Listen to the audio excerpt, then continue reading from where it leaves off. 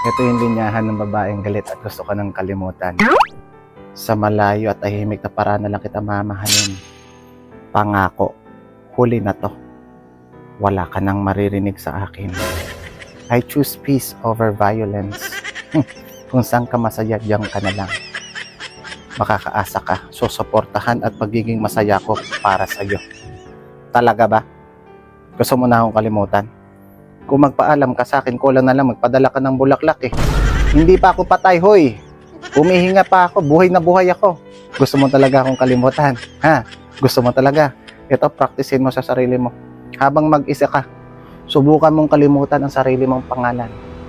Pag nagawa mo yan, maniniwala na ako sa'yo na isang alaala na lang ako.